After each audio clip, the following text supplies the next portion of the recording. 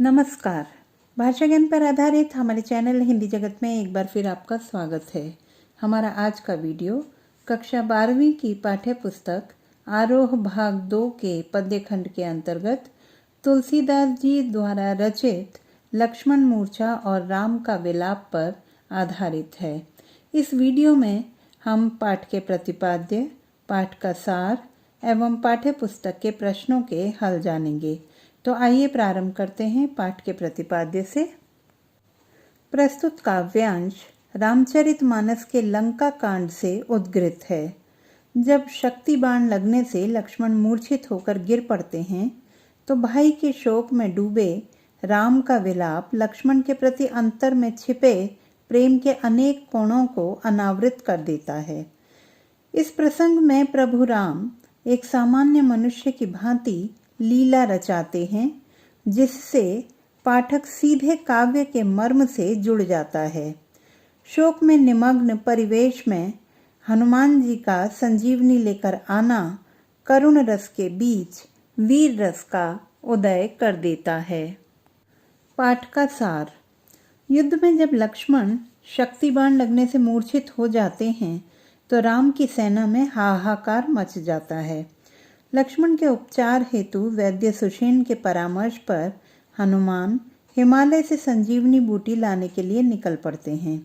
लक्ष्मण को गोद में लिटाकर राम व्याकुलता से हनुमान की प्रतीक्षा करने लगते हैं। आधी रात बीत जाने पर भी जब हनुमान नहीं पहुंच पाते तो राम अत्यधिक व्याकुल होकर विलाप करने लगते हैं। राम को विलाप करते देखकर वानर सेना भी दुख और निराशा में डूब जाती है।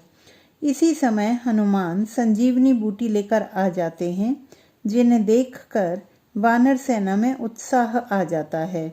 वैद्य दवा तैयार करते हैं और लक्ष्मण की मूर्छा ठीक हो जाती है। जब रावण को यह समाचार मिलता है तो वह दुखी होकर भाई कुंभकर्ण के पास जाकर उसे जगाता है। जागने पर कुंभकर्ण रावण से सारी बात सुनने पर रावण को ही भला बुरा कहता है। अब बात करते हैं पाठ्यपुस्तक के प्रश्नोत्तर की। प्रश्न 1, व्याख्या करें। क मम हित लागी तजेहु पितु माता, सहेहु विपिन हिम आतप बाता, जो जनतेहु बन बंधु बिछोहु, पितु वचन मनतेहु नहीं ओहु। उत्तर। प्रस्तुत पद्यांश में युद्ध में शक्ति बाण लगने से लक्ष्मण के मूर्छित होने पर शोकमग्न राम विलाप करते हुए कहते हैं कि हे भाई लक्ष्मण, तुमने मेरे हित के लिए माता पिता को त्याग कर वनवास स्वीकार कर लिया। वन में रहते हुए तुमने सर्दी, धूप, आंधी आदि को भी सहन किया। यदि मुझे पहले मालूम होता कि वन में आने पर मुझे अपने भाई का वियोग सहन करना पड़ेगा तो मैं किसी भी प्रकार पिता की बात नहीं मानता। ख जथा पंख बिनु खग अति दीना, मनि बिनु फनी करिबर कर हीना, असमम जीवन बंधु बिनु तोही, जौ जड़ देव जियावे मोही। उत्तर। प्रस्तुत पद्यांश में श्री राम मूर्छित लक्ष्मण के प्रति अपना मोह और प्रेम प्रकट करते हुए विलाप कर रहे हैं कि तुम्हारे बिना मेरी दशा ऐसी हो गई है जैसे पंखों के बिना पक्षी की, मणि के बिना सांप की और सूंड के बिना हाथी की स्थिति दयनीय हो जाती है। ठीक इसी प्रकार तुम्हारे बिना मैं भी अक्षम एवं असहाय हो गया हूँ। यदि भाग्य ने मुझे तुम्हारे बिना जीवित रखा तो मेरी दशा भी ऐसी ही शोचनीय हो जाएगी। मेरा जीवन भी इसी प्रकार शक्तिहीन हो जाएगा। प्रश्न 2, भ्रातृ शोक में हुई राम की दशा को कवि ने प्रभु की लीला की अपेक्षा सच्ची मानवीय अनुभूति के रूप में रचा है। क्या आप इससे सहमत हैं? तर्कपूर्ण उत्तर दीजिए। उत्तर। लक्ष्मण के मूर्छित होने पर राम को जिस तरह विलाप करते हुए दिखाया गया है वह ईश्वरीय लीला के बजाय आम व्यक्ति का विलाप ही अधिक प्रतीत होता है। इस स्थिति में पिता की आज्ञा के उल्लंघन की बात कहना, परिवारजनों को क्या मुंह दिखाऊंगा या माता को क्या जवाब दूंगा आदि सभी बातें एक आम आदमी की सच्ची मानवीय अनुभूति के अनुरूप हैं। यदि यह प्रभु राम की नरलीला होती तो उनका एक एक वचन अति मर्यादित होता, उन्हें कारण और परिणाम पहले ही ज्ञात होते और वह इस तरह शोक नहीं मनाते। प्रश्न 3, शोकग्रस्त माहौल में हनुमान के अवतरण को करुण रस के बीच वीर रस का आविर्भाव क्यों कहा गया है?